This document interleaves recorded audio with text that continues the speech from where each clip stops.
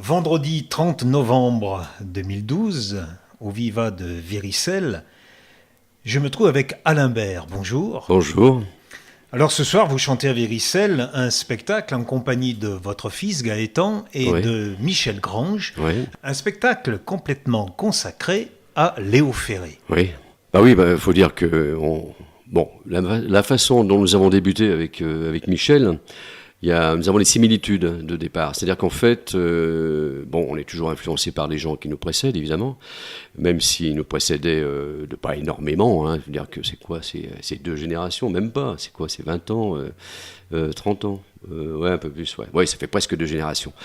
On a tous commencé à chanter ces chansons, notamment moi, j'ai fait beaucoup les bars, les restos, j'ai fait la Manche, comme on disait au départ, À Lyon? à Lyon, et puis finalement partout, parce qu'en fait, je fais ce que l'on fait moins maintenant, c'est-à-dire que je suis parti à Paris relativement tôt, autour de 22, 23 ans, et à Paris, c'était mon seul moyen de gagner ma vie, c'était de chanter dans les bars. J'ai fini par trouver des places comme ça, donc je chantais dans les bars.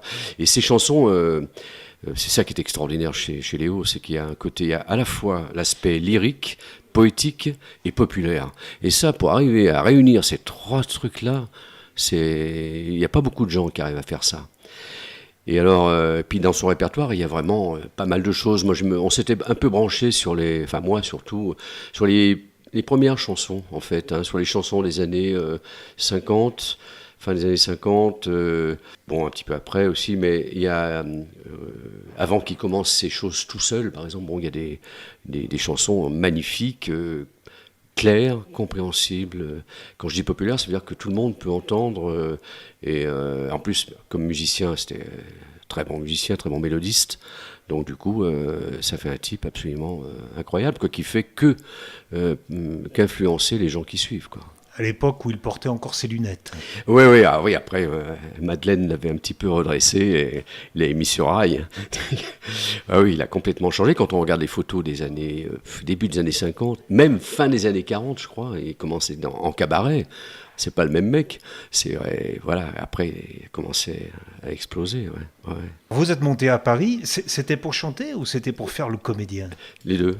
En fait, j'ai suivi les deux. Alors, c'est pas forcément une chose la plus intelligente qu'on peut faire parce que il faut être catalogué dans une ou l'autre des catégories, c'est compliqué.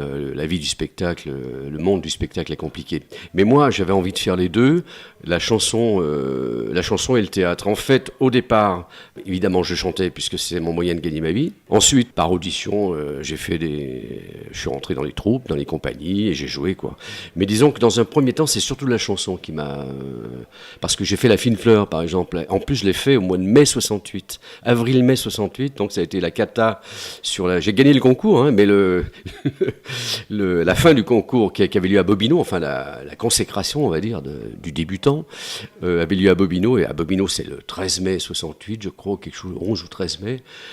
C'est passé inaperçu. C'est passé inaperçu, il y avait à peine la moitié de la salle, enfin c'était vraiment, et alors qu'il y avait un super spectacle, bon voilà. J'en avais marre du monde du théâtre. Donc je mettais l'accent plus sur la chanson, c'est-à-dire je cherchais plus à travailler dans la chanson. J'en avais marre du monde de la chanson et je faisais l'inverse. La chanson, c'est un truc très individualiste. Bien que moi j'ai eu des groupes, hein, parce que on a viré un peu à, on va dire, une espèce de ballade rock relativement tôt dans les années 70. Le théâtre, c'est collectif et la chanson, c'est très individuel. Et moi, j'ai vraiment besoin de ces deux trucs. Et puis, il n'y a rien à faire. Bon, j'ai commencé comme ça et j'ai pas pu me passer de l'un complètement, quoi. Vous avez croisé la route de Jacques Higelin, qui lui Ouais, aussi, au début, a hésité. ouais, Un ouais. pied dans le théâtre et un pied dans la chanson. Puis finalement, il a mis les deux pieds dans la chanson. Ouais, tout à fait, ouais. Mais bon, je pense qu'il a sa carrière, c'est un type qui a un immense talent. On a tourné ensemble un peu, et je crois que le fait d'être, on va dire, sur place à Paris. Moi, je suis pas resté à Paris en fait. Je suis passé quelques années, puis après je suis parti. Ça l'a décidé parce que je crois que Maurice Higelin, c'est quelqu'un j'adore, hein, franchement. C'est un fouteur de merde incroyable et le milieu, les milieux, car le milieu du théâtre pour lui, à mon avis, c'est un peu guindé, quoi. C'est un peu trop sérieux, quoi. Voilà. Par contre, au cinéma, il a fait quelques films, 2, 3 films où il était très très bien. C'est un bon comédien en plus, hein. il a éclaté, il a fait des choses magnifiques en chanson. Après l'histoire Fontaine à risquer, quoi, voilà.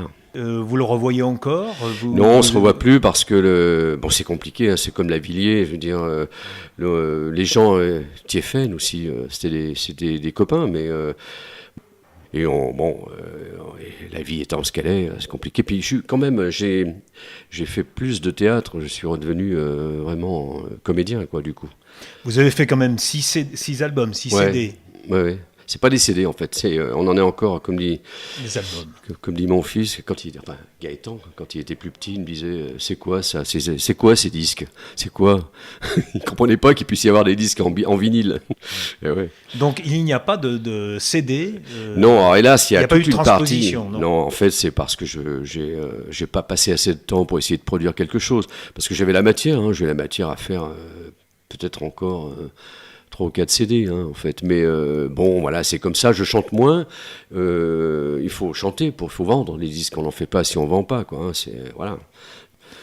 Il y a Lyon, il y a Paris, il y a eu Valence aussi. Valence a été un endroit où vous avez quand même pas mal travaillé. Oui, j'ai travaillé, mais beaucoup au théâtre. Beaucoup au théâtre, à la Comédie de Valence. Et puis, ça fait partie de du parcours comédien, quoi, vraiment. Bon, même si ma grand-mère est enterrée à Valence. Ma grand-mère d'origine italienne, ça c'est pour Jean-François Copé et Marine Le Pen. Je te redis, voilà. Donc oui, bon après, moi j'ai pratiquement fait la carrière depuis 20 ou 25 ans. Je suis assez dans Rhône-Alpes, le Sud-Est en général, et puis de temps en temps des tournées, évidemment, notamment en France avec par exemple une pièce de l'Abbé Pierre. Ça, je ne sais pas si vous le savez, mais ah oui, c'est extraordinaire. Donc, parce qu'il a écrit 3 textes. Il a écrit 3 textes. Et j'ai joué le deuxième. Et le deuxième a fait l'objet d'un film qui s'appelle Hiver 54, avec Lambert Wilson, voilà, qui faisait l'Abbé Pierre. Moi, mon rôle était tenu par Robert Manuel, je me souviens. Et alors, en fait, ça a été une tournée incroyable, quoi. C'était complètement un peu, pour nous, les comédiens, un peu particulier de travailler avec un abbé, mais voilà. C'était les années Ça fait c'est 88, 89, 90. Ah, d'accord. Ouais, fin des années 80, ouais. Par exemple. Parce que vous avez des pièces qui ont des titres quand même un petit peu longs. Hein. Faire l'amour est une maladie mentale qui gaspille du temps et de l'énergie. Vous savez d'où elle vient, cette phrase ? C'est une phrase de Mao Tse-tung. Et ça fait partie du Petit Livre rouge, en fait.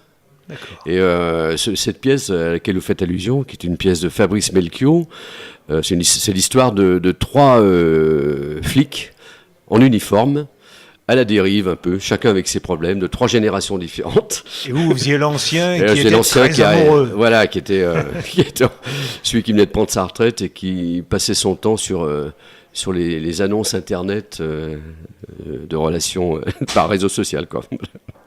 Vous aimez jouer ce genre de rôle, ce genre de pièce ? Alors ça, celle-là, j'aime bien. Moi, je suis plutôt branché sur le théâtre contemporain. Fabrice Melchior, c'est un type qui a 40 ans. Hein. Mais autrement, j'ai fait du classique. Mais ce qu'il y avait de bien dans cette pièce-là, c'est qu'il y avait des aspects... Hein, ce que j'aime bien, en fait, c'est qu'on puisse faire passer des choses relativement à la fois sérieuses et parfois subversibles, si possible, avec humour. Parce que l'humour est un bon véhicule, et c'était le cas dans cette pièce. Il y avait de l'humour dans « ça va », combien de ça va faudrait-il pour que ça aille vraiment ? Alors ça, il y a vraiment de l'humour, oui. Ça, c'est une pièce de Jean-Claude Grimbert. C'est une pièce que je tourne encore. On vient de la jouer à Clermont-Ferrand pendant une semaine, au Petit Vélo. C'est une pièce, ça, alors c'est les rapports entre individus. Vous savez, quand on se rencontre, on dit toujours « ça va ». Bon, et qu'est-ce que recouvre ce « ça va » ? Est-ce que la personne qui pose la question a vraiment envie de savoir comment vous allez ? Est-ce que c'est une façon, elle, d'entrer en contact, réellement, pas réellement ? Enfin bon, il y a tout un tas d'imbroglios et de séquences absolument à se tordre de rire dans cette. Et vous jouez avec un complice, là, Christian Tapenard, avec qui vous avez plusieurs aventures. Si oui, j'ose dire. Ça fait presque 20 ans qu'on travaille ensemble. On a une compagnie, depuis 17 ans maintenant, on a une compagnie de théâtre, c'est lui le directeur. Moi, je m'occupe un peu moi, je suis associé à lui, artistiquement parlant. Je m'occupe beaucoup de la musique, parce que justement, comme du fait de ma présence, on met beaucoup des choses chantées dans les pièces, voilà. Oui, ça vous a même amené à mettre des musiques sur des textes particuliers. L'homme au sang bleu, par exemple. L'homme au sang bleu. Oui, l'homme de Barcelone, oui, bien sûr. C'est-à-dire qu'en fait, l'homme de Barcelone, c'est un texte qui a été fait avec... nous avons monté avec des morceaux, des fragments de romans de Manuel Vázquez Montalbán. Voilà. Ça, c'est formidable, ça, ce truc. Et alors, j'ai trouvé dans les romans de Montalbán des paroles. Des paroles traduites de chants espagnols, soit de cabaret, soit diverses sortes de chansons. Il y en a que j'ai pas réussi à retrouver les musiques. Voilà. Donc du coup, j'ai fait la musique dessus, quoi. Voilà. Alors, ça, c'est un exemple. Mais autrement, je fais souvent des musiques pour la compagnie, ouais, bien sûr. Ce groupe Décembre, c'est le nom de cette compagnie ou c'est quelque chose d'autre ? C'est le nom d'une compagnie. Il y a une référence qui est un peu palpable, évidemment, parce que bon, cette compagnie s'est faite en décembre 97. Enfin, exactement la compagnie, mais disons que c'est en référence un peu au groupe Octobre. Bon, je ne sais pas si vous connaissez le groupe Octobre, évidemment, qui a beaucoup sévi juste avant 36, dans les années 30, qui était un groupe très engagé, avec Jacques Prévert à sa tête. Bon, c'était un groupe qui faisait plus de l'intervention théâtrale, avec des textes de Prévert en particulier, que aller se présenter dans un théâtre, sur une scène. Voilà, ils l'ont fait, mais peu.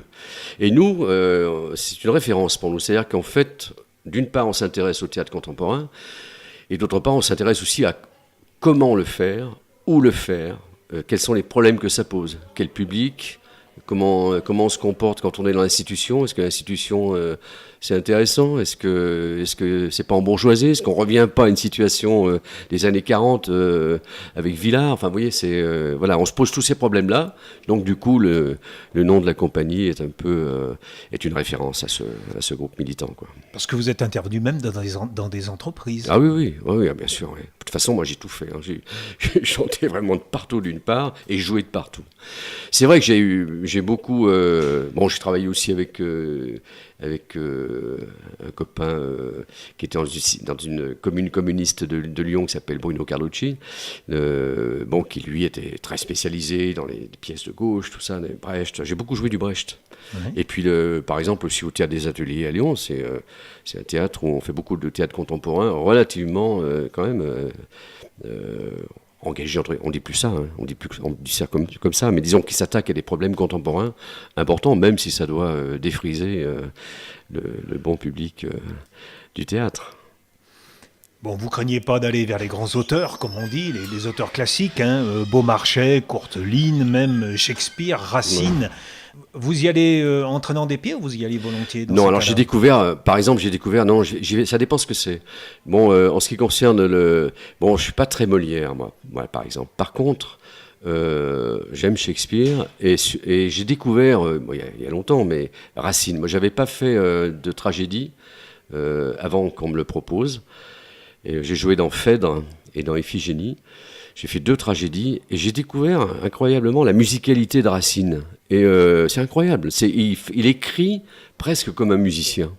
C'est-à-dire que, par exemple, tout ce qui se passe dans la pièce, les moments, les séquences, se retransmettent souvent dans la façon qu'il a de couper ses vers, ou de les reporter, ou de faire... Voilà, c'est...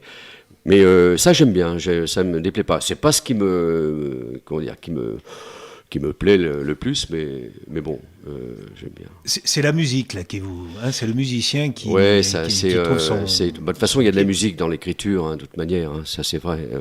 Je vois par exemple Léo sur certains textes, c'est incroyablement musical. Je veux dire qu'il n'y a pas de. On ne peut pas être un grand auteur de chansons en particulier sans qu'on écrive d'une manière musicale, quoi. Dans un livre de Léo Ferré, Poète vos papiers, le titre d'une de ses chansons, il tient des propos, j'aimerais savoir ce que vous en pensez, comment vous réagissez. Par exemple, il dit « Le poète n'a plus rien à dire ». Il sait lui-même s'aborder depuis qu'il a soumis le vers français au didacte de l'hermétisme et de l'écriture dite automatique. L'écriture automatique ne donne pas le talent. Le poète automatique est devenu un cruciverbiste dont le chemin de croix est un damier avec des chicanes et des clôtures. Je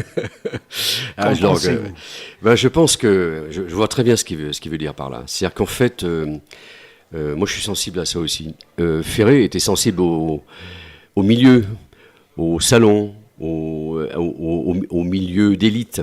Donc quand il parle de la poésie hermétique, là il envoie un petit message sur les poètes contemporains qui ne se soucient pas effectivement d'une certaine, de la compréhension de qui va entendre, et qui souvent, d'ailleurs, on n'est pas obligé d'être très clair, hein, mais en tout cas de pouvoir peut-être décrire selon les modes. Et lui, il a horreur des gens qui sont à la mode, il a horreur de tout ça. Par contre, l'écriture automatique, là, je le trouve moyen parce que, en fait, je comprends ce qu'il dit, évidemment, parce que ce sont les expériences, hein, mais Aragon, qu'il a beaucoup chanté, a fait des expériences d'écriture automatique.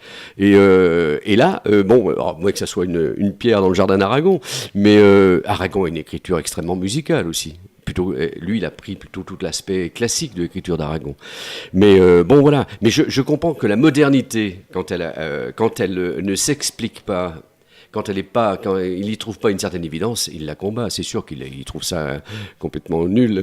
Mais alors, il défend le rythme de l'alexandrin. C'est vrai, ouais, c'est un peu vrai. Et ce qu'il propose, c'est justement de renouveler l'alexandrin en apportant des mots nouveaux.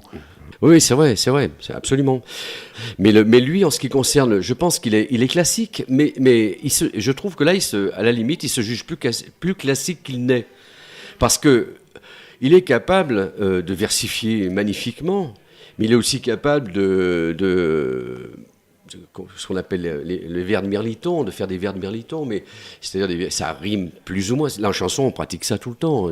Mais le respect de la règle, parce que l'alexandrin, il y a des intégristes de l'alexandrin. Hein. Lui, le respect de la règle, c'est pas vraiment son truc. Hein. C'est un peu une provocation. Mais bien sûr, ça. De toute façon, avec Léo, s'il faut faire attention, il faut décrypter, quoi. Il faut décrypter. Ouais. Excusez-moi, je veux dire votre âge. Ah, vous avez 67 ans, si je ne me trompe pas. Non, j'avais plus que ça. Bien 69. 69. Bon, alors j'ai du mal à écrire. Ouais. Est-ce que vous avez encore des projets? Ah oui. De toute façon, moi, il y a beaucoup de choses, mais j'ai fait plein de trucs, mais c'est c'est même pas forcément sur le plan du projet, c'est le fait de vivre avec. Parce que moi, j'ai choisi très tôt. Parce que j'ai travaillé moi dans la vie. Au début, j'ai travaillé pendant quelques années. J'ai fait des boulots, quoi, comme on dit. Hein. Et à un moment donné, je me suis dit non, c'est pas possible. Je ne travaillerai plus. Et en fait, j'ai vécu du spectacle. Pour moi, c'est le plus important parce que je suis pas une star, donc. La réussite qu'il y a, s'il y en a une, c'est d'avoir fait ce qu'on avait envie de faire pendant toute sa vie. C'est ça le truc. Donc moi, c'est de continuer un peu, même si j'ai quand même besoin encore de travailler parce que financièrement, je ne peux pas vraiment m'arrêter. Moi, j'ai trop de respect pour les gens qui travaillent, qui se font chier dans un travail, parce que moi, je me suis emmerdé dans un travail, dans des travaux, beaucoup de travaux. Et je pense à des types qui luttent pour un travail qui, en plus, leur plaît pas forcément énormément. Il faut qu'ils travaillent, tout le monde doit travailler. Alors, donc c'est pour ça que quand moi je dis je travaille, des fois ça m'embête. Alors ça peut m'échapper, mais je veux dire que moi je travaille pas comme eux, quoi. Voilà. Moi ce que je fais, ça me plaît. Donc voilà, c'est important. C'est une quête alimentaire, mais une quête alimentaire qui fait plaisir. Ah oui, c'est oui.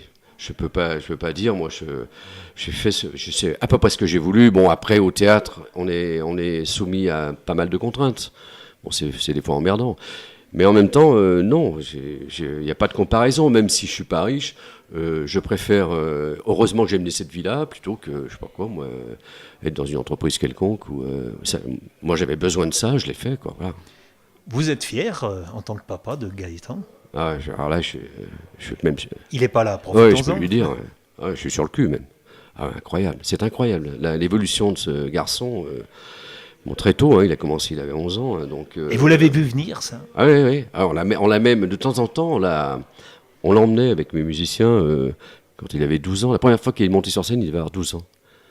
12 ans et demi, un truc comme ça, pour jouer du blues avec nous. Le guitariste qui était avec nous, qui lui a donné des cours d'ailleurs, était un bon guitariste. Donc voilà, de temps en temps, on a eu des rendez-vous comme ça. Ah oui, non, je suis très content, quoi. Bon, j'ai tout de suite senti que c'était important pour lui. Ça c'est un drôle de truc. Hein. J'ai tout de suite senti, très tôt, que pour lui, c'était, il fallait le faire, quoi. Bon, il a passé son adolescence avec sa guitare. Ce qui empêche de faire des conneries, d'ailleurs. C'est une bonne drogue. Ah oui, c'est une bonne drogue, ouais. Non, je suis très content. Ouais. Et de jouer avec lui, enfin lui de jouer avec vous, il y a une complicité, ça donne une relation particulière. Ou vous oubliez, c'est la question que je lui ai posée tout à l'heure, est-ce que vous oubliez que vous avez un lien de parenté? J'oublie rarement parce que en fait, on n'a pas vécu ensemble. On était dans le genre de couple moderne, si vous voyez le truc. Bon, donc du coup, on se voyait régulièrement, mais pas tout le temps. Et à partir du moment où on a commencé à jouer ensemble, là, c'est une connaissance de l'autre. Enfin, il y a eu d'un seul coup, chacun est parti chercher dans l'autre, a découvert l'autre finalement d'une manière assez un peu plus intime, quoi, un peu plus profonde que ce que c'était fait jusqu'alors, quoi. Tout en gardant évidemment une relation évidemment paternelle, c'est normal, ça sera toujours comme ça. C'est une chose qui m'émeut toujours beaucoup de le voir avec moi et voilà. Alors quand on joue, après c'est un musicien, quoi. Donc après j'oublie, mais avant et après, pendant c'est un musicien et c'est un bon musicien. Ouais. Puis en plus, j'ai vu complètement. Maintenant c'est lui qui va me dire des trucs, c'est lui qui va me dire ça on devrait faire ça ou. Donc il y a quelque chose qui est inversé, qui est très intéressant. Et puis bon, c'est un môme de son temps. Enfin, c'est pas un môme, hein, puisqu'il a 29 ans, mais c'est quelqu'un de son temps, quoi. Donc, pour achever, on va revenir à Léo Ferré. Est-ce que je peux vous demander de lire? Je fais appel aux comédiens, là, plus qu'aux chanteurs, musiciens. La chanson, c'est la dernière chanson que Léo Ferré a placée sur son dernier enregistrement et qu'il chante a cappella. D'accord. Quand la peine bat sur ta porte close, donne-lui du feu pour l'amour de Dieu. Si ta flamme est morte et que tout repose, elle s'en ira, je n'ai pas fait mieux. Si ta flamme est morte et que tout repose, elle s'en ira, je n'ai pas fait mieux. J'avais des habits taillés aux nuages, j'avais des cheveux comme des drapeaux, et flottait au vent ma crinière sage. Lorsque j'ai tout perdu, restait que la peau. Et flottait au vent ma crinière sage. Lorsque j'ai tout perdu, restait que la peau. Quand la peine bat sur ta porte close, donne-lui du feu pour l'amour de Dieu. Et s'embrasera la dernière rose que j'irai cueillir entre deux adieux. Et s'embrasera la dernière rose que j'irai cueillir entre deux adieux. Alain Bert, merci. Merci à vous.